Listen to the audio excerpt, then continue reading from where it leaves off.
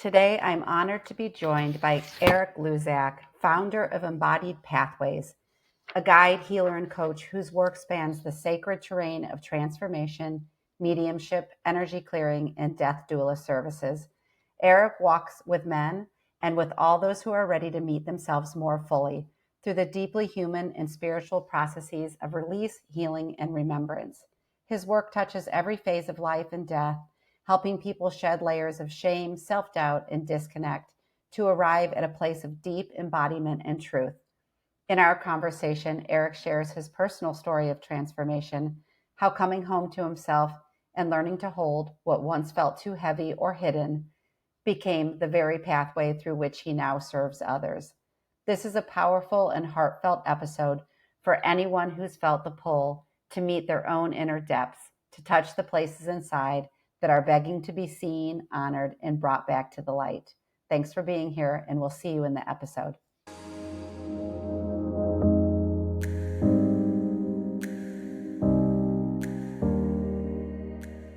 Welcome back to Mystical Sisterhood. This is your host, Maureen Spielman, and today I'm with Eric Luczak. And I was introduced to Eric by Valerie Wood, who, if you've been a listener around here for a while, you know Valerie's work as an angel channel and a medium, intuitive.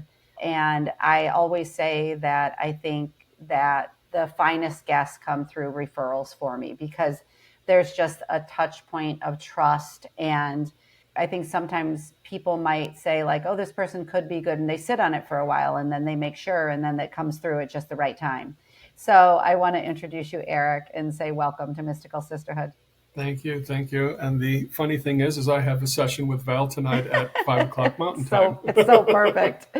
You are founder of Embodied Pathways.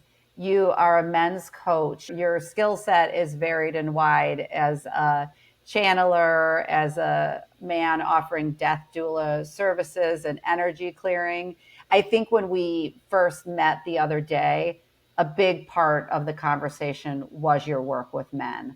So we can start wherever you feel like it's important to start.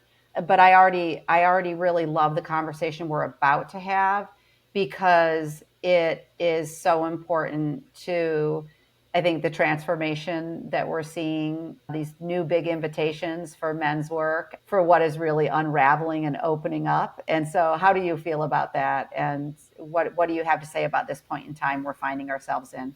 Well, I'm 60, so I mean, I'm on the older end of the spectrum, but diving into this work, and I run a men's group myself, is the majority of men have some father wound. And it's typically a generational father wound. So it's father, grandfather, great-grandfather. And the second you take a conscious effort to do anything, join a group, start to do, hire a therapist, start to work on some of those traumas, you're stopping it. Yeah. You're beginning the stop. And if you're going to bring children into the world, like if you don't do anything, I don't care what you believe, some of that trauma is going to be passed down again. Okay. And that's important. And this language that we're launching in with, ancestral, generational trauma, it would be new to 99% of the planet, right? But that's okay because people are fast learners. It's such a beautiful invitation, Eric, that you're making from the get-go of let's just dive in. I have a feeling that's the way you do things too, right? That there's nothing that's off the table. I think when we met the other day, you talked about like the hidden parts of ourselves, like these places that we tuck away, and to the degree that we really have no relationship with them, except for just keep pushing them down. But can you talk about like those darker pockets of places and like the emotions we carry that men might not even be in awareness of?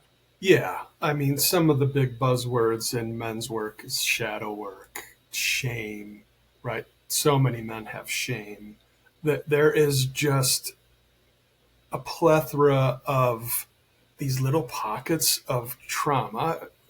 I don't know if that's the right word, but it's a word everybody understands, that we just kind of stuff away. If you're going to be gathering things, you put it in a box and put tape on it and you put it away. You have these basements full of boxes of, stuff from the past.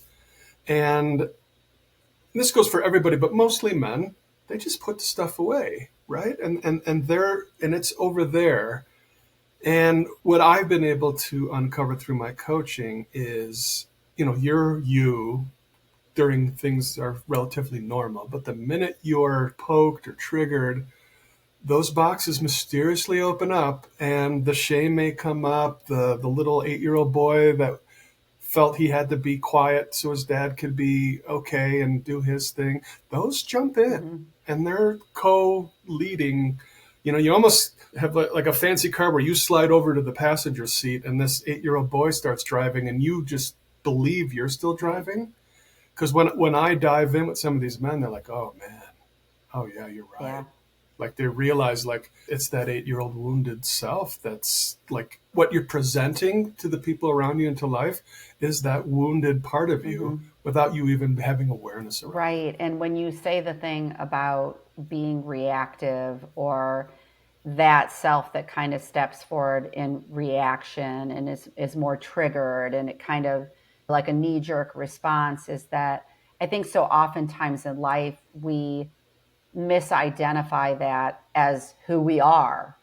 But how can we know that, well, wait a minute, or do you see that sort of like that kind of like aha by the men you see, like, well, wait a minute, that persona that I may have identified with, is it me? And then the questions start to come around that.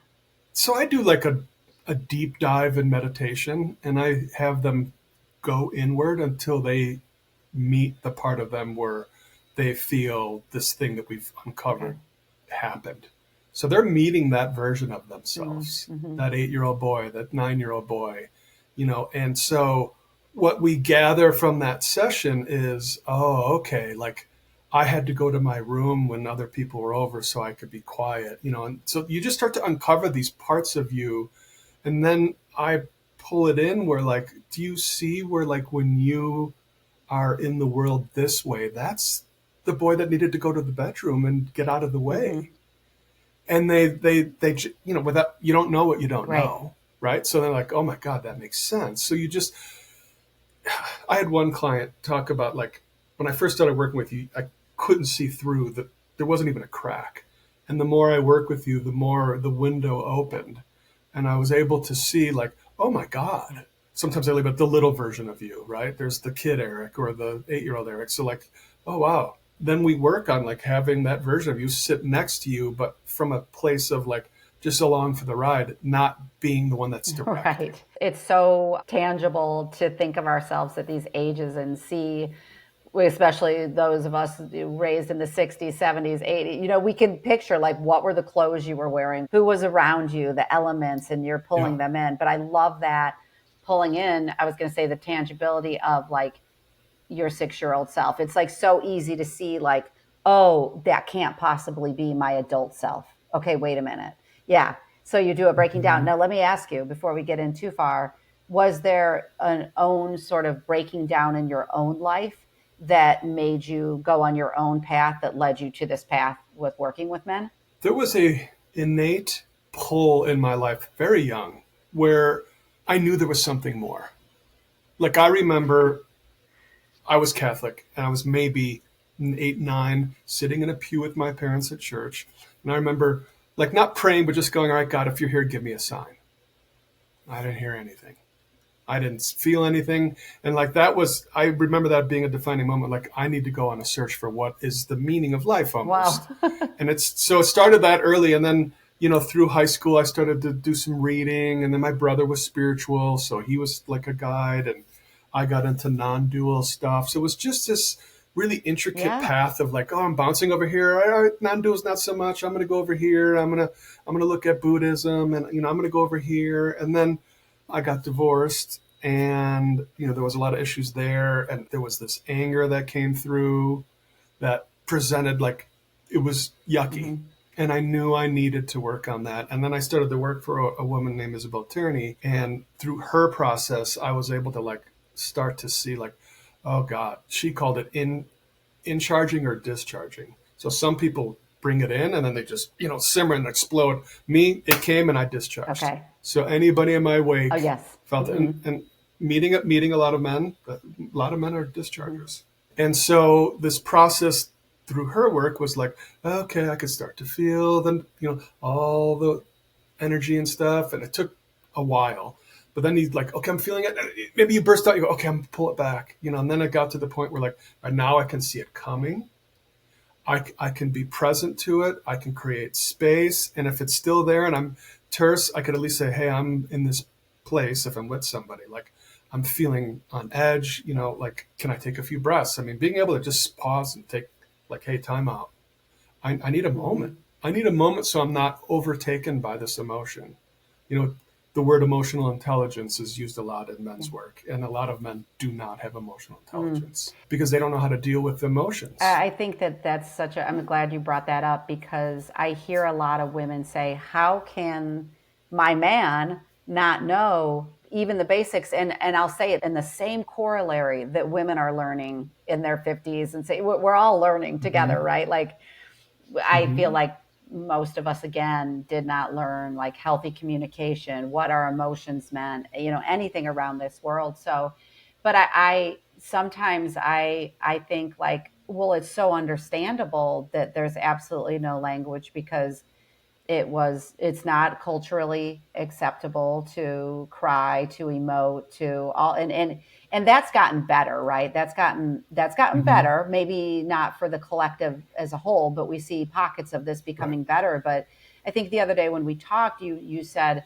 like, here are some of the myriad of messages I got when I was young.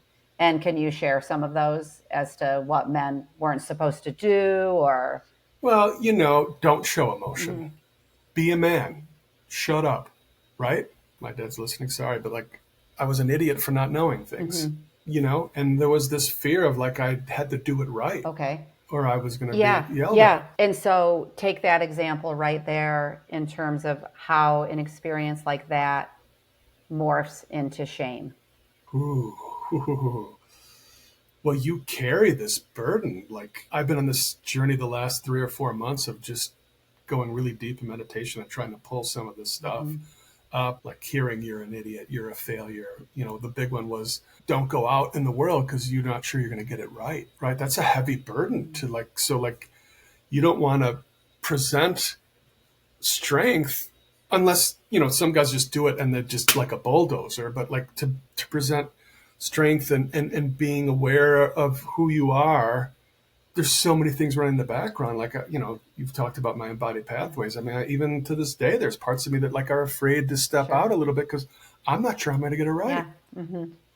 I'm not sure I'm worthy. If, I know I help people, I get referrals, like you said, all the time. It's the best way to get it. And there's still a part of me that doesn't believe that I'm good enough. Right. So it's even with this months, years of the work for yourself, it is literally like layer by layer, like energy block by energy block, and somatically baked into the system. It's somatically baked in. And where you started with the father, grandfather, and we're talking about, you've got your maternal and your paternal sides, so we're talking coming through on both sides.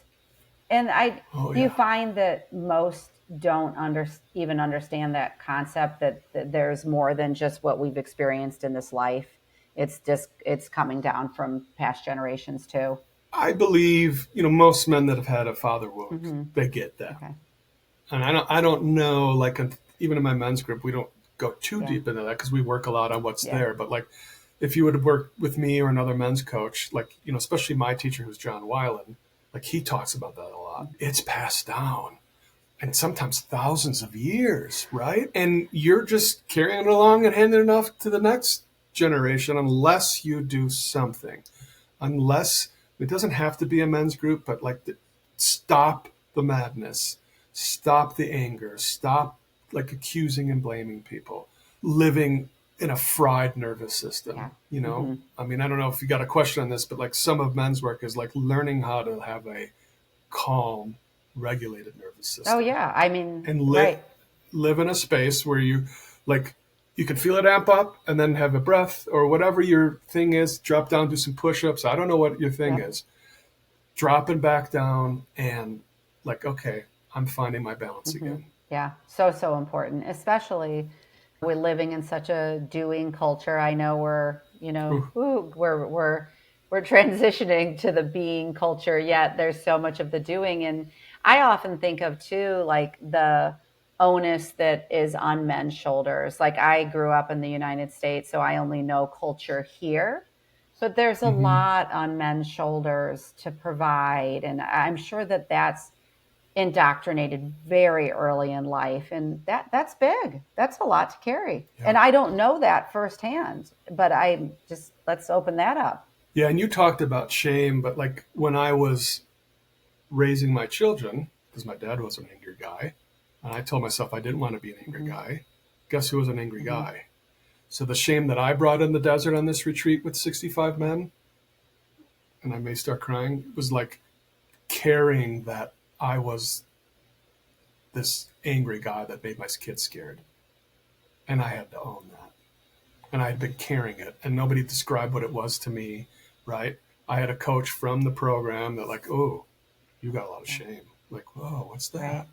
Oh, that's what you're giving the desert. She'll take it from you. Like, oh, and that exercise with the two men holding me and somebody holding me with my eyes, I just wept like a baby for like 10 minutes.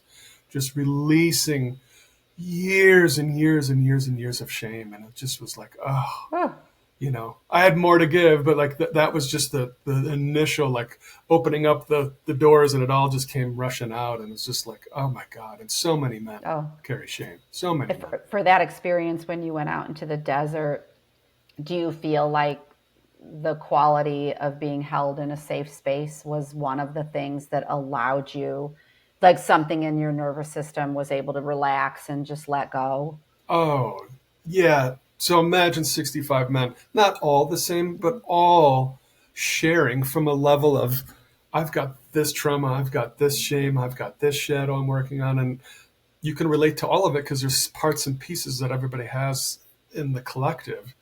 And all these exercises staring at each other, left eye to left eye, triads, 4 people in a group, and breath work, and going out in the desert by ourselves and then bringing back what we experienced. Wow. I mean, it's like, like it's an experience that most men won't ever do unless they decide to go into men's work and decide to dive in to like be held.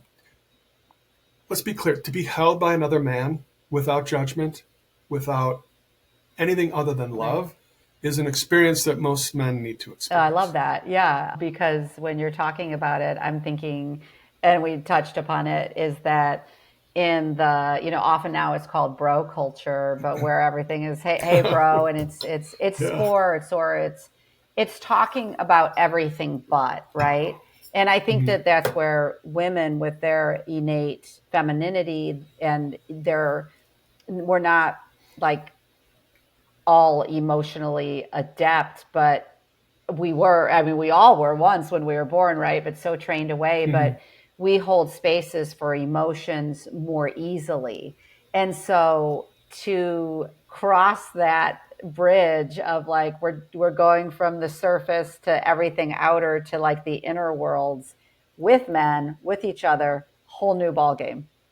Yeah. And a lot of men have an okay relationship with their partner or their wife. There were several men in our group that got divorced, who were going through a divorce. And I watched them on the internet, on social media. 2 or 3 of them are back together with their wives because they did the difficult work where they were blaming their partner for how crappy their relationship was. Once they did the healing and were able to, it's called a feminine reconciliation. That's for another podcast. But like they bring this letter that they speak truthfully to them of owning all the shit, pardon my French, that they caused in the relationship. There's a healing. And to see these guys that I knew like were just going through the thick of a divorce, and they're like, oh man, they're back together and they're loving, and like this is great, and they've recreated this family, and it was just from doing the deep inner work. That's beautiful. It was literally and then owning their part of it. Yeah. And if someone was listening and they were like, How do you, and it's not even point A to point B because that's too linear. We know nothing is linear, but like, do you begin to teach compassion or like these fields of non-judgment or the things we carry about what we're carrying and letting like even the safety of saying it? I mean, for some, Yeah. it's never even been spoken. Well, hence the name of my company, Embodied Pathways. Most men are unembodied. Mm-hmm. Most men live right here. Mm-hmm. A lot of my work is training you to be in the body. The body is I call it the feeling instrument. Mm-hmm.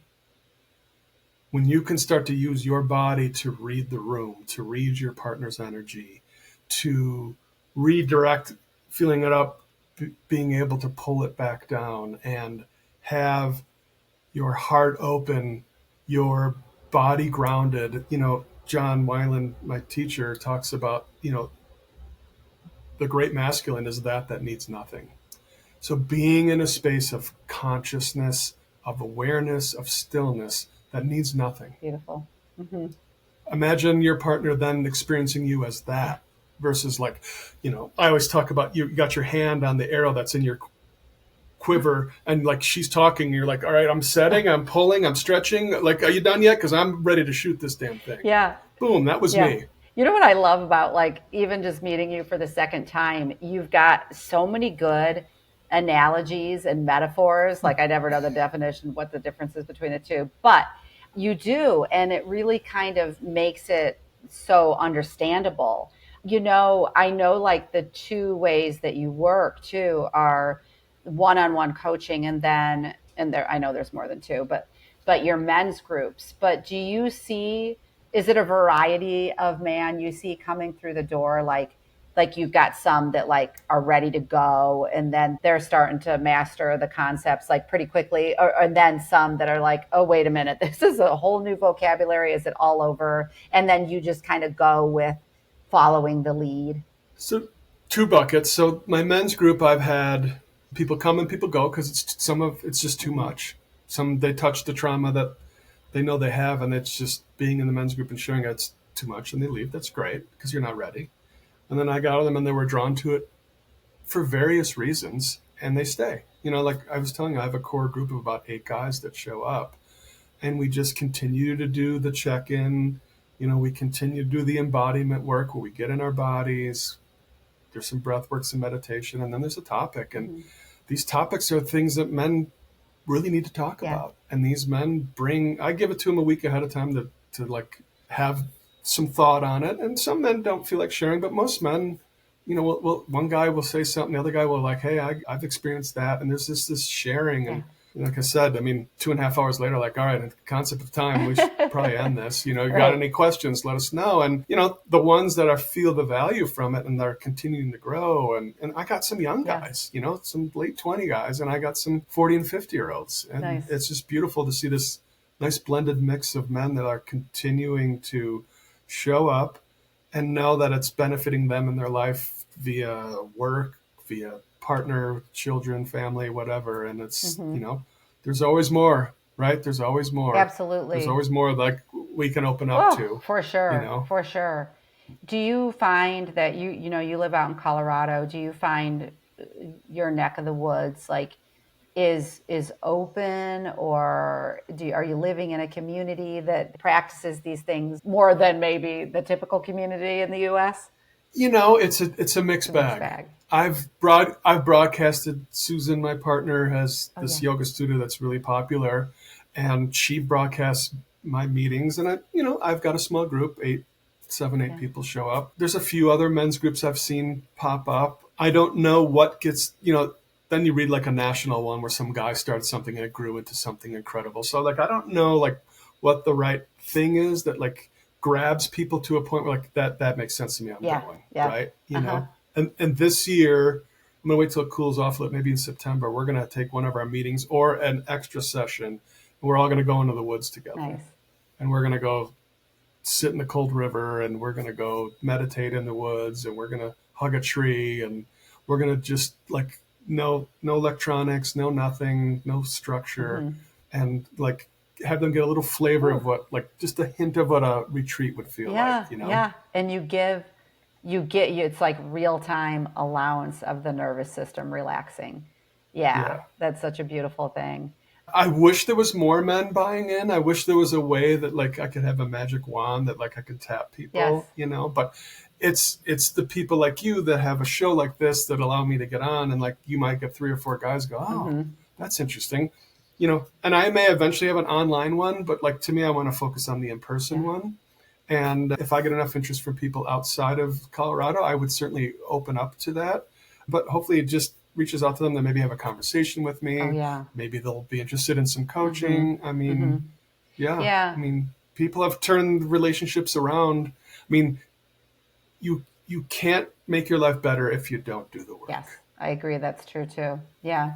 It's a commitment to self. And we do, when we commit to ourselves, it's, everyone says it, like your teachers, and when you're first learning that the world around you changes, and then it becomes something quite magical when you see that happening in real time. When you were kind of, obviously, I can see myself through my own journey of coaching, being in these different programs, is it takes a while. Like that awareness is such a big phase, right? And like a never ending one. Then you get to these phases where you begin to dabble and you're like, okay, I'm going to try that. And it might seem like there's like 100 choices and it's too much, but you begin to experiment with one or another. And then your life starts to transform. And before you know it, you're, at least, parts of you are stepping on that embodied pathway.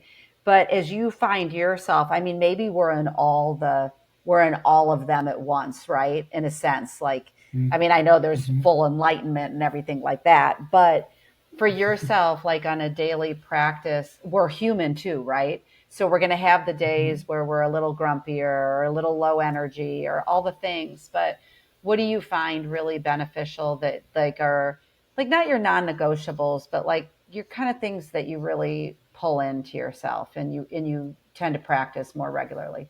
Well, I have a routine. So I wake up and I meditate. Typically it's anywhere from 30 to 45 minutes because it takes me that long to quiet everything down. Then I have some manifestation stuff I do. I have inquiry I drop in.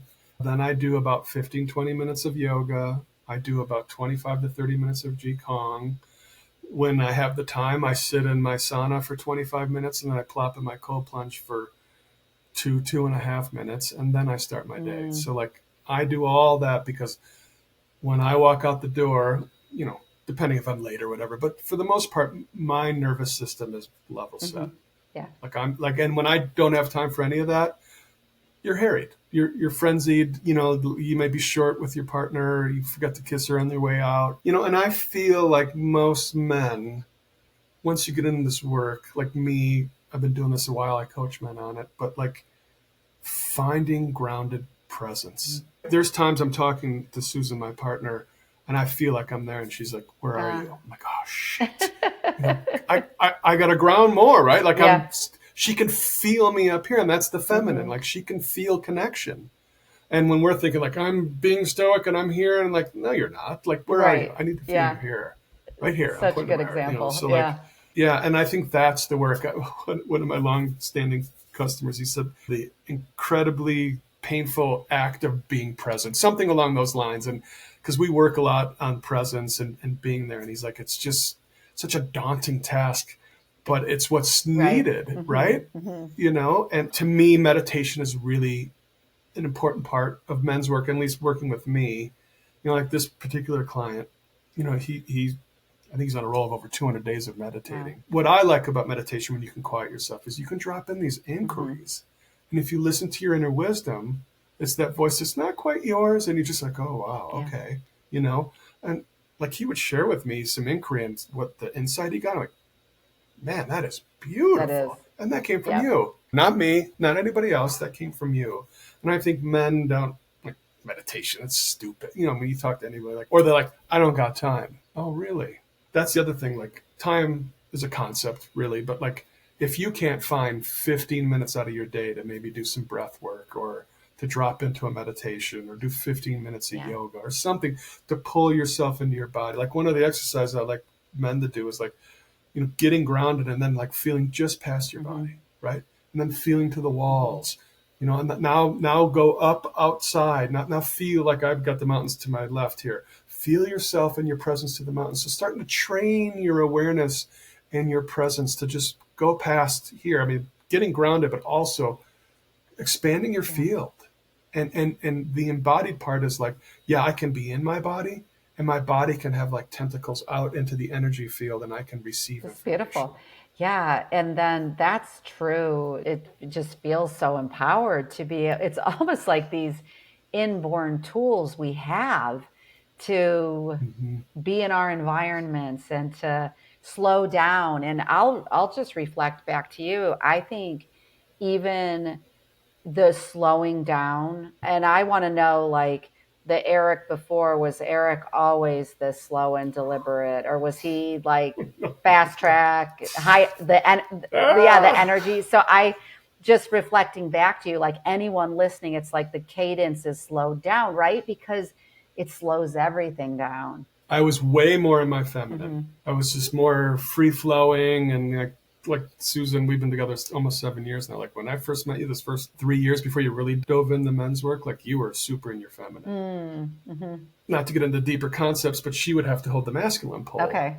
Because I was in the feminine pole. So then there's you have both, but men in a relationship, if they want it to be good, really needs to hold the masculine pole most of the time. And when they need the feminine to be in the feminine, ask for permission. Would you be okay holding the masculine pole while I spill my guts right now? Because I'm in a place, right? Yeah. And being able to like ask for permission and just come from that place. And I'm in a couple of men's group. I have my own, but this other men's group, it's been a couple of years now. Like, man, the transformation. There was always this excitable Eric that we just loved following everything that was going on. But like this last year, we've really watched your strategic effort. Like now, well, I'll just sit there and go, oh man, I feel good when you're talking, and it's not always the case, but like when you can slow yourself down and just come from that kind of deliberate in your body presence, like everything slows down. Yeah. And I think too, like I've been thinking lately of like, okay, let's say you're going through something, dealing with something. Who do you have in your life whom you can turn to, and they'll just listen?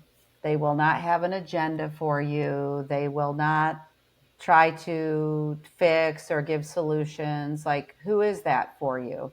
And I think for so many people, they're craving that and they don't really have it in their life. We're doing a lot of retraining, right? We're training. And then, but that really dawns on me, because a group like the one you're running, they become very like just sacred listening spaces, just, gosh, feeling seen for all the vulnerabilities. And I just love it because we need those safe spaces to go. And they ask, I remember at my children's middle school, they would ask the kids, they did like a school-wide survey, who in your life is like your safe person you can turn to?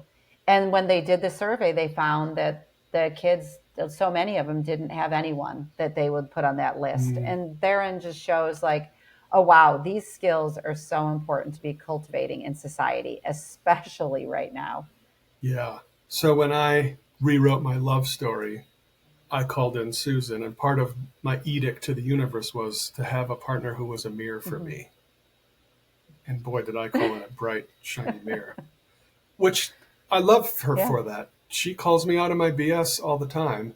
So that's a different kind of like we can have a conversation and she can call me out. But then I have these other men that I'm close with, not the ones from my group, but ones that I'm in. And if I've utilized them often, like, hey, can I have a side conversation with you? And like, dude, brother, what do you need? Right. And then you just have this, I'm going through this thing, and like, they'll just sit there and they'll listen to you and they'll hold you, and another part of a men's group, that's the sidebar. But like another part of a men's group when you're sharing is if you're talking BS in our men's group, like, dude, I call BS on you. Like do the work, right? Like, don't tell me like, hey, if this thing keeps happening, you got to go in, right? Don't just like, I don't know what's going on. Like, and that's the other beautiful thing about men's work and being in a men's group is being reflected back to. Yeah. Like, this is what I see, right? Like, that part was cool, but that part, like, I don't feel you. Okay. A lot of times, like when you started, you were up here. When you finished, I felt you in your heart, so like just being that, like reflected back to you, like, oh yeah. It's amazing. It's that self-tuning awareness, right? Like the more you work on your awareness, the more you catch, like, oh shit, I'm rising up. I'm going in my head. I need to drop back down. I call it the self micro adjustments and self-adjusting. Where like you may be in a conversation, your partner might be saying some stuff, and you like feel your hand go back here, like, okay, I'm gonna do some breath work without her knowing, or if it's a coworker, and you're gonna pull yourself back down, and it's this self-regulation, like, okay, now I can come from this place where I'm just witnessing life. I'm not being poked. I'm not being jabbed. I'm not ready to like spring. If it's like, oh no, I'm gonna just witness what's happening here, be in my body, be present, and then come from that place. It's about reaction and respond, but like being from this place where you can just to respond. I mean, even if it's like I'm feeling really triggered, that's a response versus like boom, right? Absolutely, screaming and yelling. And the problem is, I think that I think sometimes it's like, well, what's the problem with me getting triggered? And it's like, well, it might be working for you, but it's not working for the people around you. And that's a big one. Well, you're projecting your stuff onto somebody. It's like when somebody's saying stuff about you, one of the hardest things to do is like, it's nothing to do with you. You're just dealing with their crap and they're projecting it. It's so true. I learned that, in the last few years. And when you start really looking at that, it begins, I think, when you can do the work around, can I hold myself in this compassionate field? And then you've got these people around you that are getting it. They're doing the work with you. It's like, then you can start to look at the mirrors, like you're saying, like, how is that a mirror for me? Because we don't want to look in those mirrors at first. We're like, that's too scary. But then things like mirrors, or how am I projecting, or like for me personally, I say that I want to be as judgment free as I can. And then I'll find myself casting judgment. And it might be in a smaller, innocuous way, but it's like, no, that's still there for you. Like, why is that still existing? Why is it operating? We talked about like men as like oh, I'm going to like lash out, or I'm going to attack, or however that comes outwardly. But sometimes we have like the male as more the docile one who retreats and becomes the people pleaser or the over pleaser. And I think, will you talk about that a little bit? Because I think like that's almost like that is so the way we describe what women do, but it pertains to men as well. Yeah, there's 2 points you touched on there. There's the ones that project out, belch out their emotions. But my first simplest understanding of the masculine was freedom, right? Like how many guys ghost a girl on dating apps? How many guys in a marriage get called out and they go to put their gaming set on, or they'll go look at porn, or they'll go disappear on their motorcycle or whatever, go get a beer with the guys because they don't want to have to look at it. And that's that freedom piece. Like, I'm just going to disassociate myself from it. I don't have to deal with it. And then you just come back like, okay, like I've got that stored away. Like we talked about, it's in the box, right? And then eventually, your partner's going to be like, well, you don't ever look at this crap, and you do the same thing over and over again. And there's a lot more deeper part to the people pleaser, but like a lot of us men, the majority of men, have some form of people pleasing in there. And it's like, and it's typically from an old wound. Yeah.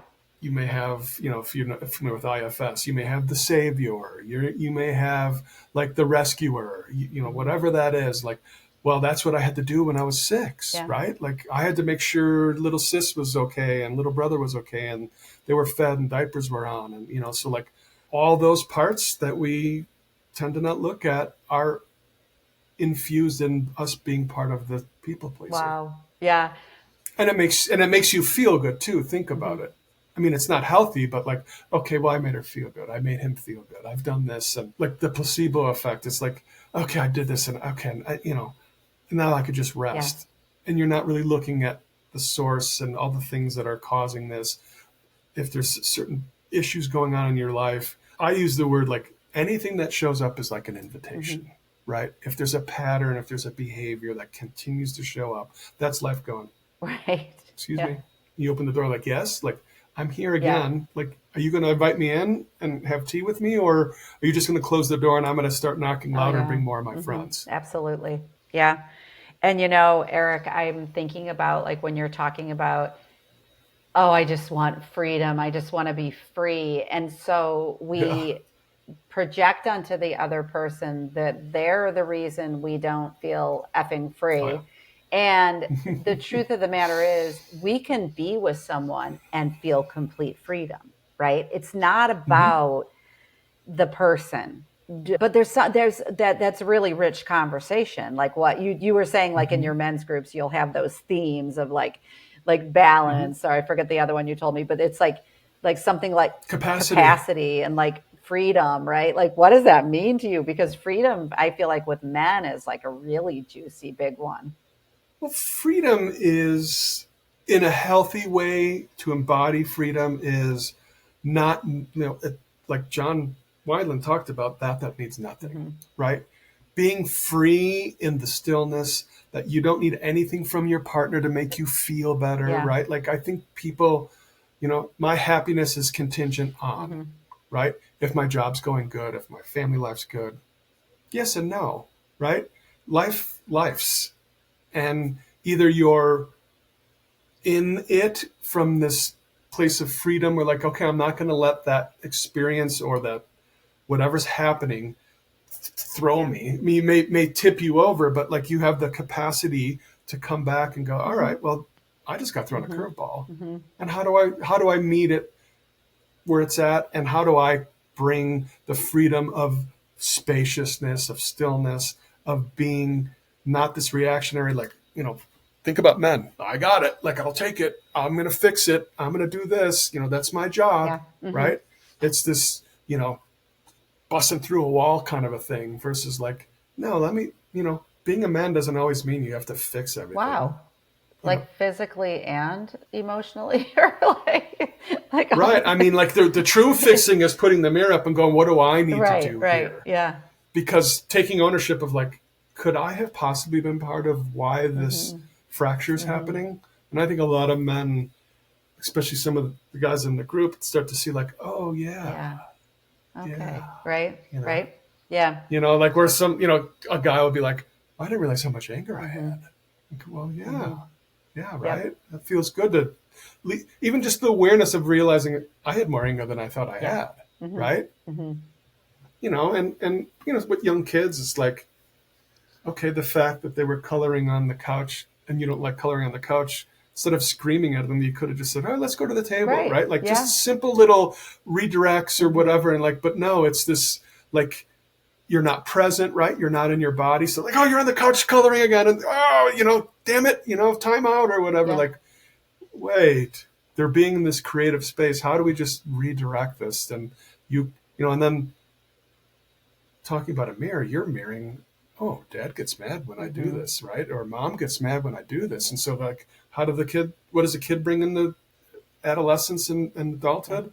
Well, I'm going to be like that because that's how they did it, right, Matt? Versus like, oh, dad was really calm when that happened, right? Like, okay, completely. Like, because I think the thing what people don't realize is like the impact that you give by the way you act, by your frequency, your emotion, like that it's like a radio station. Absolutely. Like, yes. Is it clear? I mean, are you 4K? Is there clarity, or is it static? And like, I can't hear you. What you're cutting out. Like, and it's just like right. Yes. And we could just stopping and going like, what is my frequency in the moment, right? Like, I'm a big proponent, especially people just starting out. Like, set a timer on your watch or something. 15 minutes, half an hour. Check in. When was my last conscious breath? What energy and what place am I in my body? What is my the whole, there's a myriad of things. And just start to like create this awareness like, oh shit, the last time I checked was the last time I had a conscious breath, because I asked myself when was my last conscious breath, right? Versus like, and then you start going like, oh shit, I'm going too fast. And just like a simple breath, 2-3 breaths. It's just like, oh, there we go. Anchor it back in. Right? Yeah, absolutely. Yeah. How beautiful. You know, Eric, when we were talking too, interestingly, you know, as part of your work, you were sharing with me how you started to channel other energies when you were young. And then, I mean, if anyone were to look at your website, you do energy clearings for homes. You came into the realm of, which is an aside, but all connected, the death doula services. But do you want to talk about any of those pieces of your work just as an adjunct, or we don't have to today, but I just wanted to welcome that. No, I could touch on that a little bit. Yeah, I knew I had a connection and I stuffed it all away a lot. And kind of it unfolded later in life. I remember me and my brother saw a medium, and she was amazing. And she had a book, and she had this back end of it was all a guide on how to open up your mediumship. And I remember my grandmother and grandfather came through like 2 weeks into practicing this, and gave me evidentiary evidence. And I called my mom, and there was stuff I would never knew. And she started bawling, like, how did you know that? I was just like, because they told me. and she's Italian. She grew up in Italy. She's like, did they speak Italian? And I'm like, no, because I don't understand Italian. They spoke in English. But I quieted it down again because it was scary. I mean, that's a scary thing to get information. Right. I saw their faces. Yeah. So then that's where Val came in. I started to see Val for other reasons. And then she told me, like, you know, you have the gift. And I was just like, oh my God. So now, like, I worked with her for years, and now the other side speaks to me. So I share that too. And the ghost thing was, my kids talked about, they saw this woman in our house that was in her 20s that would be in this dress flowing and stuff. Like, not that I didn't believe, I'm like, okay, cool. And then one day I was putting my clothes away, and I thought my daughter was standing there. I'm like, yeah, Gia. And I look up, and there's this ghost just hovering there. I'm like, oh my God. So I just asked my guides, and I'm like, what do I do? And they gave me this process to move ghosts through, and it worked. And Susan, like, oh, your house feels lighter. What happened? I'm like, I told her, I'm like, oh my God. So then my brother had a neighbor that had ghosts. He's like, you want to give it a shot? I'm like, all right. So I went in there and I cleared these ghosts out of their house. And I'm like, well, I'm going to put a shingle out. So like, I've done a bunch in Illinois. Val even gave me a few people. Because that's something she doesn't do. I came here. I've cleared 3 or 4 houses here, and like, I just have this innate ability that I know what to do, and like I can move spirits through. Yeah, I love it's really fascinating. It is fascinating because it's like, I love how the gifts come online, right? They come when they're supposed to, and they just, like, again with that, like you said, like the radio station frequency kind of thing. They just come online, and here they are. Can you do those remotely? I can. I've cleared houses remotely as well. Yeah. I've gotten, and part of the thing too was trusting. You know, Val would like, well, why don't you trust that you have the gift? Like, because I'm scared. You know, I'm not Teresa Caputo or Tyler Henry, but like I get information and I pass it along, you know? And I did discover, because how I really found out, like Val gave me a picture and I was able to tell her all these things that happened. But my son-in-law gave me a picture book from his grandfather who he missed dearly. And the information that came through was crazy. Wow. Like, I was seeing the cars he had. I saw the white dog and the name of the dog. I saw that he dropped dead in his kitchen. I mean, like, one of the things he didn't even know about, I'm like, did your grandfather come home and dance with his wife every time from work? I don't know. He texts his grandmother, and she's like, oh God, every day he'd have me put whatever down, and he would grab me, turn the radio on, and we would dance for like 5 minutes. Wow. So like, yeah, like, so you just, you know, I feel like, all right, I can hold something and I get this information, and it's really, that's cool. It's a cool gift. That is beautiful. Yeah. And then how did you get into death doula services? Well, I was always fascinated with death. Don't ask me why. And at 21, I had a near-death experience, I would call. I had a very major surgery, and the next night I woke up and I was like vibrating on my bed, and I like, oh my God, what's going on? Like convulsing, and I closed my eyes. I left, you know, I saw there's Eric on the bed, right? Like, and there's the thing beeping. I'm like, oh my God, I'm dying. And I went to the ceiling and I put my hand to the ceiling. I wasn't religious, but I was talk about people who find God. I was like, oh my God, please God, I'm too young. I was 21. Like, I don't want to die. I don't want to die. So I just remember floating around a little bit. I came back into my body. I opened my eyes. I was convulsing again. I closed my eyes. I came back out again. It was a little bit more peaceful this time. It's like, okay, I know what's going on, but I still don't want to die. Yeah. Mm-hmm. So I did this thing and I came back down. And then I think I woke up the next morning, but like, Wow. I don't know what was going on. I don't know what happened, but like that really launched me into like, I joined hospice. I volunteered in hospice. I was going to get my education in thanatology, which is death. So there was just this drive to that. And then the hospice program I went in, the woman talked me out of getting into like social work and working with the dying. Cause she said, if you want to make money and have a family, don't do it. And she just scared the hell out of me. And I was like, okay, I'm going to switch gears. So here I am, 59, now I'm 60. I was like, I'm feeling the call. Okay. Like it's time. I have so much more to offer now that I can bring. And what a gift to sit with somebody who's dying. And like, what a special gift to be able to hold space for somebody while they're passing away. I agree. And when you're in that role, is part of the role assisting the person and the family too, in terms of imparting just information that's comforting. And I mean, plus with my coaching ability, like conflict resolution, right? Like healing old wounds, like I'm still working on getting clients, because I just graduated not too long ago. But like the woman I got my certificate from, she's like, some people live in another state and their parent is dying here. Yeah. So you go sit with them and, you can do a live like meeting. And so like, she just turned me on to a big conglomerate of death doulas. So I'm joining this group. So, it's a weird space to be in, to like, where do you go? Like, how do you present yourself? And, it's more cold calling, like going to the VW hall, going to different places. And hey, I offer these services, going to nursing homes, absolutely, memory care facilities. And like, do you need the services of a death doula? So that's my next that's beautiful adventure.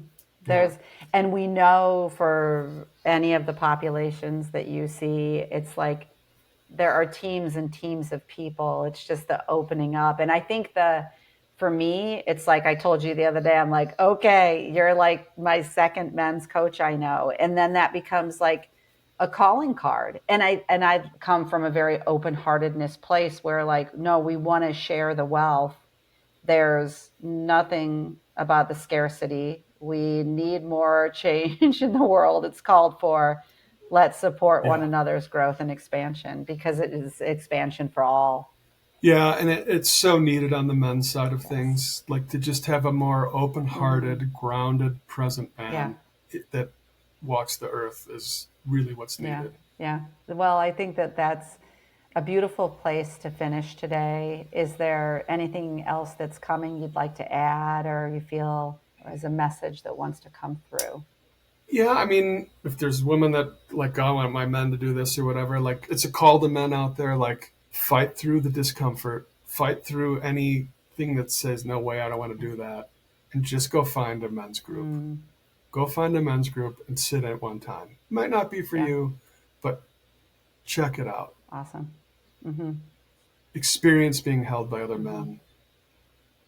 Experience just being in this space with other men that have a big open heart, and then you can share maybe some deep, dark stuff that you've just never felt capable or able to. Your life will change. Absolutely. And back to our first thing, you're chipping away at that ancestral trauma that's being passed down. Absolutely. Wow. It's big work. It's mighty work, and it's worth it. And it's and worth you're it. worth it. 100%. Yeah. Okay. Thanks, Eric. I will include the website to Embodied Pathways, just your email, like everything. So for the listener, but thank you a million times over for being here. And to the listener, we'll see you. Thank you for inviting me. Yeah. We will see you in the next episode. Thanks, Eric. Thanks for listening to this episode of Mystical Sisterhood. To learn more about my one-on-one coaching programs or join the Mystical Sisterhood membership, visit MaureenSpielman.com or MysticalSisterhood.com. Thanks so much. I'll see you in the next episode.